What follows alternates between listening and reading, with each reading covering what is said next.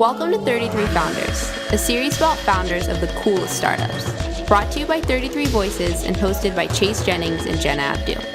I guess the history of Code Scouts starts back when I was younger. I am a programmer myself now, but not because I went to school for it.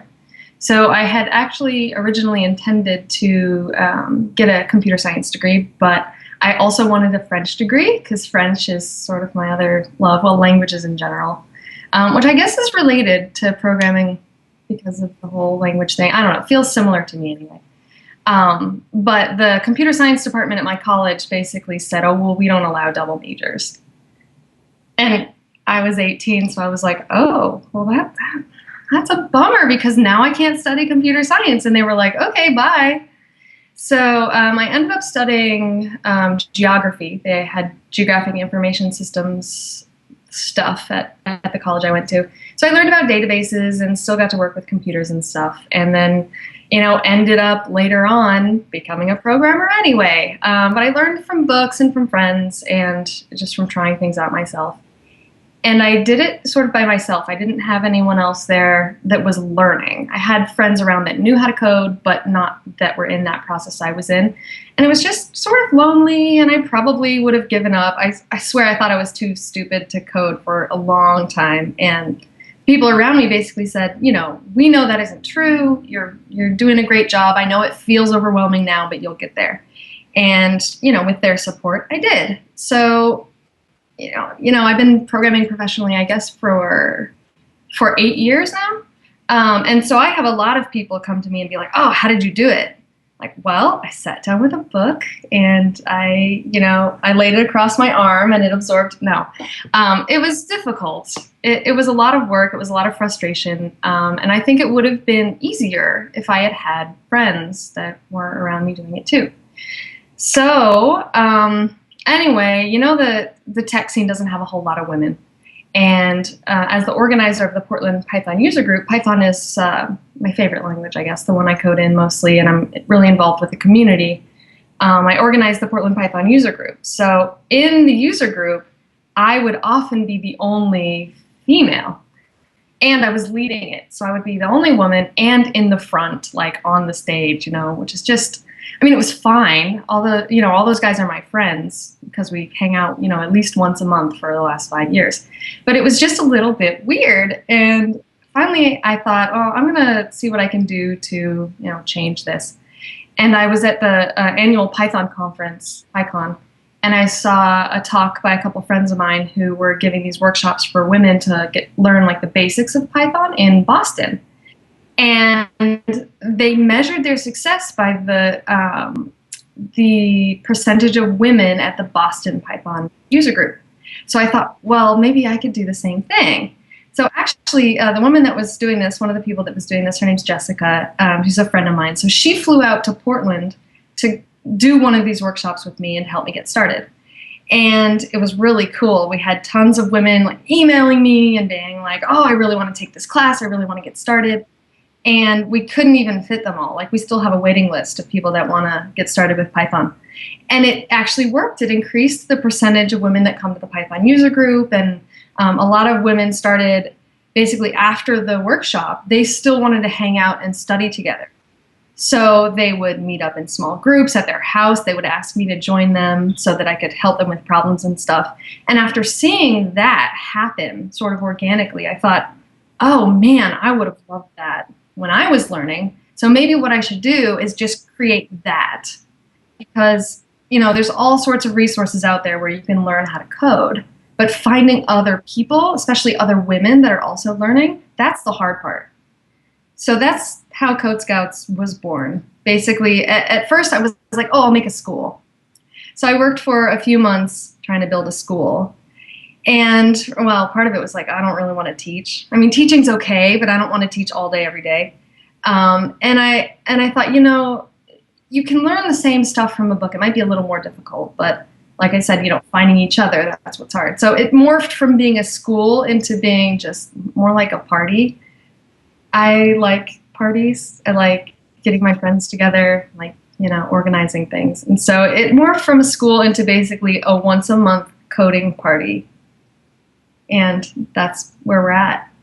So we meet once a month, and all of our members, so it's membership only right now, which means you can't even find out where a meeting is or when unless you're a member. And the reason for that is that so there's this concept of something being intellectually safe. Someone feels intellectually safe showing up at an event if they don't feel like they will be, emotionally hurt or, sometimes physically hurt by going to it. So for beginners that are learning how to code, for example, the idea of going to a user group where all the experts get together to talk about things, that does not feel safe. It's sort of like, oh, I don't belong there. Everyone's going to know I don't belong there. They might be mean to me. They might make fun of me, whatever.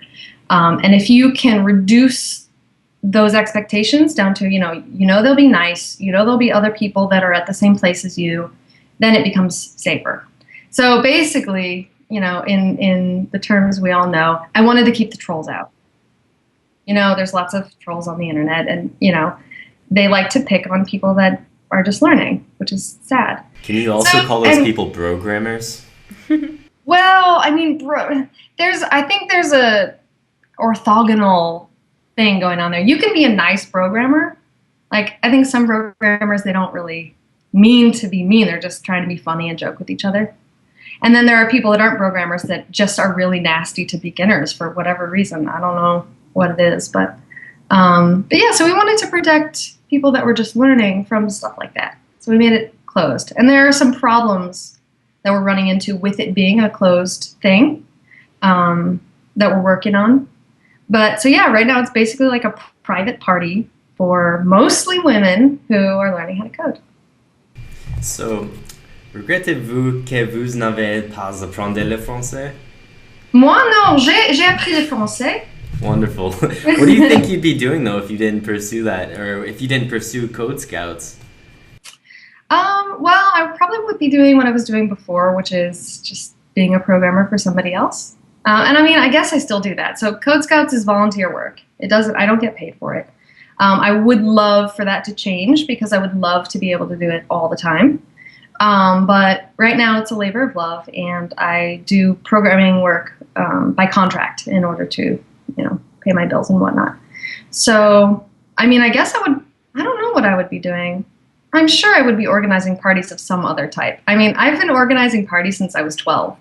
Seriously, my own 13th birthday party was nuts. I told my dad, I want a huge party. I want to have tons of people. I want it to be awesome. And he was like, okay, for your 13th birthday, we can do whatever you want and I'll help you. Just let me know what it is. And so I'm like, okay, I want a DJ. I want catered food. I mean, I was crazy kid apparently. But I printed out like 200 of the, do you remember Print Shop Plus or Pro? Print Shop Plus, it must have been. Anyway, it was this old computer program where you could make flyers, and there were all these pictures you could put on there. It was all ASCII. Right. And so I made these party invitations, and I printed them on like neon paper, and my parents had a business. Okay, so I come from a family of entrepreneurs. So anyway, they had a business in our house, and they had a paper cutter. So I could like print all these things and cut them down to size, and I had all these handbills basically for my 13th birthday party, and I gave them to everybody at school. And actually, I got called into the principal's office because he was like, this looks fishy. Are your parents going to be there? And I was like, seriously, my dad's helping me plan this thing. And the principal was like, all right, like carry on, So, yeah, like 150 people showed up. Some of my gosh. Yeah, it was crazy. So, and to me, it was just sort of like, yeah, party. That sounds cool. So later when I started organizing events like the Portland Python stuff and the workshops and now Code Scouts, which is basically, organizing a community, I remembered that one day and I thought, oh God, yeah, of course I would do this. Like I've been doing this forever. So yeah, I would probably be organizing something else if it weren't Code Scouts. Let's talk more about your family. I just saw that your sister recently opened a sober living house for women in Phoenix. Does empowering women run in your family? What's interesting about that, my father actually passed away when I was kind of young, and I don't have any brothers. So it was a house of women. Like it's me and my mom and two sisters. So I think, maybe it just comes from living in a house of women, and we always really empowered each other. We really support each other a lot. So I wonder if it comes from that. Huh. Yeah. But my sister is awesome. If you know someone that needs, help with staying sober and wants to live in a house full of other people doing the same thing, her house in Phoenix is amazing. You got to see it. You guys are the ultimate planners for bringing people together. Basically, oh my gosh, my mom is like the best hostess ever. I was thinking about this recently too. I totally learned it growing up watching her. She seriously is the most hospitable person I know. Well, she taught you very well. Thank you. And like we were just talking about female empowerment, you're really diving into an industry with coding where women are considered a minority. Mm-hmm. How do you personally defy that gender barrier in your own life? And then when other women who are Code Scouts members start feeling down about that, what do you tell them to keep them motivated? That's a good question. I was speaking recently with one of the women that volunteers actually with Code Scouts.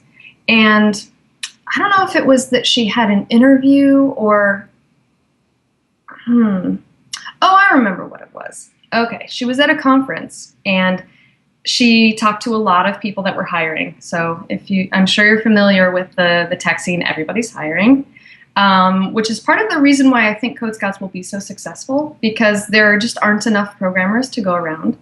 And the number of degrees that are being awarded is actually going down, which is,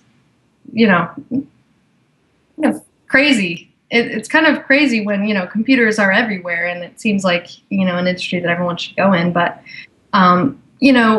kids these days, they grow up knowing about computers. So it's not something you really have to go to school for. There's tons of information out there. But anyway, so she was at a conference and she talked to a bunch of people that were hiring. And she had a friend with her, a male friend, who also is sort of at the same stage she is, where she's learning how to code. I think she's ready for a job. She's not quite sure. And she found out, she didn't get contacted by any of the people that she spoke to, but the guy she was walking around with got 3 follow-up calls. And she struggled with that a lot. And, came to me and was discouraged and said, how am I supposed to compete when I'm at least as good as the guy that got these 3 follow-up calls, who didn't even really do anything other than hand his card to these people. He didn't talk to them. She did a lot of the talking. And she said, what are we supposed to do? And it's hard for me because I've been in the situation where I can tell people don't think I know what I'm talking about. And, I have to prove myself. The whole conversation is spent with me proving myself as opposed to actually talking about technical issues or, something more interesting. And I don't know how to overcome that. In my mind, I guess I feel like when the balance is more even, maybe it won't come up as much. I mean, we definitely are the minority, for sure. I think I've seen a statistic that female founders make up 5% of all founders, or 5% of startups have a female founder. I'm not sure which it is. But then, with software development, 18% of software developers are women. It used to be for for computer science degrees, it used to be more like 30% back in the 80s, but it's gone consistently down. And so, yeah, when you get into it, you do feel like a minority in that sense because you are. But what I have found is that when you connect with people individually, I went through the Portland Incubator Experiment, Pi. I love Pi. And I was only one of, I guess there were 3 female founders, which was weird. I mean, great. It was weird in a great way. But most of the other founders and people that worked in Pi were men, which at first is just sort of like, oh, okay, there's just that little feeling of, I clearly am, I stick out like a sore thumb here. But when you interact with each of the people, just as people, not as, men or whatever, they're great. They're friendly, they're nice. They don't mean for me to be a minority, if that makes sense. And I know there were a couple times where I remember I sat down in someone else's chair at Pi last class, and it was at a different company, and they were all men that worked in that company. And one of the guys who is one of my friends, I mean, we're very good friends now. He said, "Oh, are you going to replace, this other guy?" And I was like, "Yeah, pretty much. I'm joining this company now." And he said something like, "Well, you just made this company a hell of a lot more attractive." And because the person I had sat down in his chair, he was a programmer too. So it was like, I'm going to be the programmer now. And I looked at him and I was like, I realized that you meant that as a compliment, and I do appreciate that. But, it can make me feel like you don't see me as a programmer. You see me as, some hot chick you maybe want to take on a date, which, in some contexts, maybe I would like that. But in the context of, being here and being a startup, I really want you to see me as a valuable founder or a programmer or, all of those business things that I could add to the situation. And he was super receptive. He was just sort of like, wow, I really didn't mean it like that. And I said, I know, I'm not upset. I just wanted to, let you know that it could come across that way. And he never has said anything like that to me again. And I think it made an impact, because he's a great person. He's a wonderful, wonderful person who's a friend of mine. He would never mean that, and I think that is true for 99.9% of the times that, things like that do get said. They're not meant maliciously. And if you can have a conversation about, oh, well, from my perspective, then you can actually make a difference. So I try to do that when I can. And I encourage other women to do the same thing. And to realize that there's no malicious intent, generally. Sometimes, like I said, there are trolls who do really want to shake you up and ruffle your feathers. But when you know the person and you know that they don't mean that, to take a step back and be like, okay, well, I know you didn't mean that. So let's talk about how it made me feel. Can be really valuable, I think. Good for you. So, like you said, Code Scouts exist to pull more people out of the woodwork who are thinking about doing it but are scared to even approach the situation. Yeah. So let's approach this hypothetical situation here. There's a boyfriend who has a girlfriend who the boyfriend believes has a perfect skill set to become a coder, but she doesn't think she can approach it. What can this boyfriend, who may or may not be me, tell to the girlfriend to get her to try it? That's a really good question. So we do actually have a lot of Code Scouts who are the girlfriends of programmers. And I think that what has gotten them interested is basically just becoming interested like you do with anything else. You see it going on, find out a little more, you think it might be fun, and then having a way to try it out in a sort of controlled and safe way might be the best bet. So what city are you guys in? San Diego. Okay. So I'm not sure if there are any of these types of things in San Diego, but there are women's programming groups like Pi Ladies or Women Who Code in San Francisco, where you can totally, and I mean, they don't have to be women's groups, right? So I run the Portland Python user group, and we make a really strong effort to be welcoming to all beginners, anybody, anytime that is just even interested, even a little in Python, to come to one of our meetings and just check it out. And so that's, a 2-hour commitment on a Tuesday night to just go and, there's free beer, right? So if you're into beer, you can at least have a beer and just kind of see what it's all about. That might be something that would get her interested. Some people, though, like I have friends who, one of my best friends, for example, I always tell her you would be a great programmer, and she's like, well, I don't think that would be fun.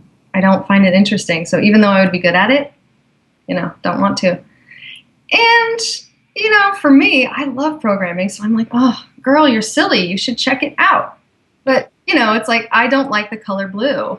So I don't wear blue very often. People tell me, oh, blue looks great on you. Well, I don't like it. So I'm not going to wear it. I don't know if that makes sense.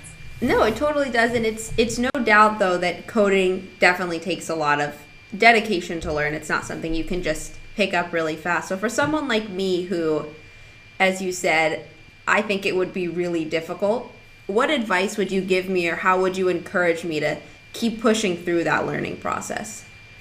That's a good question. Yeah. So there are things that you can do, and there are some really, really cool resources online where you can get something to see, like you can see your progress with minor effort. So, way back in the day before the web was a big thing, in order to actually see anything, you would have to know a lot and do a lot of work and build up a lot just to see something.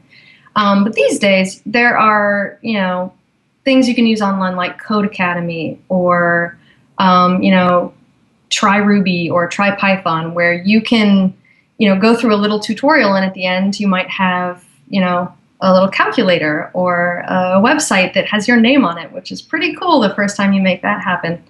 And I think things like that, as long as you can see your progress as you go, can be super motivating, because you're like, oh, cool, wow, okay, I've got a website that has my name on it.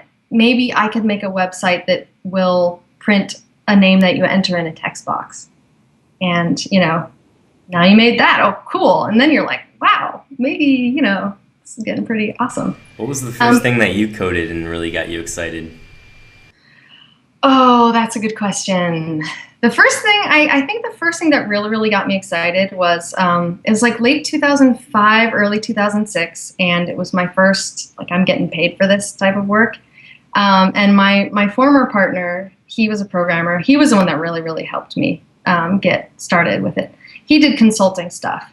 And so he, had a really good contract going on, and he basically said, and they knew me. They said, Michelle's learning. Can she do some of the work, and we'll work out a rate for that? And they were like, yeah, sounds great. And he was like, I've seen her work. It's good. I'll make sure that, nothing crazy goes in. Is that cool? And they were like, yeah, totally. So anyway, they wanted this web application that basically would put together custom portfolios of their work. So it was an ad agency. And they, did some video stuff, and they had some image stuff, and they wanted to be able to choose them from this library of all their work and send a custom portfolio that a potential client could view. And I was like, okay, yeah, that sounds like huge, but I'll try it. And so I remember just sitting there day after day for 6 months writing the code for this thing. And just seeing it start to come together and, being able to actually use it and put these things together, I thought, oh my God, I can do anything. This is great. How many lines was it? Oh my God.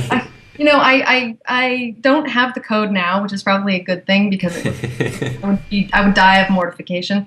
But it was before there were JavaScript frameworks, really. I mean, there was prototype.js, but it had just come out, and we were sort of like, who knows if that'll be around, right? So I wrote all this JavaScript so that it could be all dynamic on one page, not have to reload. I think it was like 2,500 lines of JavaScript in one page, which is just not a good idea. And the other parts of it were in PHP, and I would say probably 5,000 to 10,000 lines of PHP. So, and I had help, of course, but. Okay, so now let's talk more about Code Scouts. Tell me one thing you didn't know when you started that, had you would have known, you wouldn't have started it. Oh, that I wouldn't have started Code Scouts? No, not Code Scouts. Maybe a particular aspect of Code Scouts. Was there a little project or something? Oh, well, if I tell you this, it will reveal some of our new plans. Oh. Yeah. Okay, so one thing that I've learned doing Code Scouts is that when you're working with more than one audience, especially when you're working with 2 or 3 audiences that sort of serve each other. So in Code Scouts, we have members who are learning. We have mentors who want to help learners learn. And we also have volunteers who want to help, Code Scouts succeed, and partners that want to, give something and get something. And so, on the surface, Code Scouts is all about helping people learn how to code. So that you might say is our main audience. But what we ended up doing was we organized Code Scouts so that most of the benefit went to the members, which, seems to make a lot of sense. But what I discovered, just, sort of analyzing what has happened since January when we launched, and listening to the feedback that people have given me about things that are going on, about meetings, about, how their experience of Code Scouts has been, what I realized was that when you are balancing a system, it's like an ecosystem of all these different audiences. When you put all of the benefit to one audience and the others don't have an equal benefit or equal motivation, the system starts to fail. So just like, in the ocean, when the algae overgrows and all the other animals start dying, it's kind of like that. And so what we're doing now is we're reorganizing things to shift the benefit back over to some of these other groups. So, for example, mentors, they're spending their time and energy and knowledge and in some cases money helping our awesome members who are learning to learn how to code. But they also need to get something back. They need to get a feeling of accomplishment sometimes. Some of them want to get, perks or, kickbacks for stuff, which, makes sense. And most of all, they just really want to be appreciated. And when you or me, really, as it turns out, set it up so that there's not that even flow going back and forth between those two audiences, one of them or both of them might start dropping off. So we've had some mentors that have decided, I don't think I can do this, not really interested in continuing right now, maybe I'll come back later. And I'm not even sure if they realized why they had a change of heart or why it felt like it was, too much work or they didn't have enough time or something like that. But what I think it really was that because of the way we organize things, sometimes a mentor would spend 3 or 4 hours preparing for a meeting with someone and then the member wouldn't show up. Or, they got busy, they didn't let us know. These things happen and I'm not, there's no blame that I'm trying to put on it, but it's my duty as the organizer of this system to put things in place so that those things are mitigated and balanced and, they are a benefit to everyone. So yeah, we are, if I had realized that, I would have organized Code Scouts differently at the beginning. So what we're doing now is taking a lot of that feedback and trying to, in a sense, model the system that we have going and see where we can shift some of those benefits so that it's more evenly distributed among our different audience members, if that makes sense. Well, we think you're doing a pretty good job already. Well, thank you. But let's talk, Michelle, about what needs to happen for you to feel wildly successful with Code Scouts in 2015. Oh, you're giving me so much time. I really appreciate that. Yeah, what I would love to see, and it's something that we're really working on with the reorganization that we're doing, is I would love to see a Code Scouts that's sustainable. And not just sustainable, but easily implemented somewhere else. So what I would really, really love is being able to take a kit, I guess you could call it a kit, over to another city like New York. I have a lot of friends and people I've met from New York that are like, please come to New York. I would love to go to New York, So anyway, if I could take it to New York and say, here is the checklist. And if you do all of these things, you will have Code Scouts up and running in New York. And then, women and beginners in New York can start taking advantage of the program. If I could get there, I think I would feel successful. So where we're at now is the program's not all that sustainable. So I'm really the only person that works more than a couple hours a week on it. I would love to have a co-founder. If anyone's watching and they want to talk to me about that, that'd be great. And we don't have funding, so we have a grant from PI, but we don't have a whole lot of funding to keep doing what we're doing. The model for members paying is donation based, so they can pay anything, including nothing, which is fine. Really, it's important to me for this to be accessible to women or beginners that don't have money and can't afford it. For example, a woman who has a job and kids and she's just making ends meet, and programming for her could change her life. It's perhaps a better pay, it's more interesting work, who knows why, but it could change her life. And that, a lot of the people that I work with, that's what they're going for. And I want to help them there, right? But there's other stuff that people could do, other programs like, call them hacker schools, I guess because of Hacker School in New York was sort of the first one. But there's Hack Right Academy. There's one in Portland called Portland Code School, and those are super cool. Like if you have $7,500 burning a hole in your pocket, and you have 3 months to spare to just do that, totally go for it. That would be great. But for the people that really need the help getting into it, they don't have that. So we try to make Code Scouts accessible to them. So yeah, we don't have a whole lot of resources as far as funding. So we're trying to be creative about making, things work without a whole lot of funding. That said, money makes everything easier. So if we had a whole lot of money, we could probably do a lot more. So yeah, dreams. Do you have any product ideas to maybe turn your nonprofit into at least having a sector that is for profit? I do have some ideas, and they stem from, we talked before about making the ecosystem balanced. We could make it more balanced if we had a platform where all of the people that are working from different angles on the program could connect with each other in balanced ways. So I thought about that because, right now, a lot of the connections between mentors and learners, between volunteers and me or other Code Scouts core team, it's all handled by people and by, emails and stuff like that. So I've thought about making a platform that would connect mentors with people who want to learn. But there's some of that already exists. And, if I could get someone else to help me, making them code is not the first thing I would want them to do.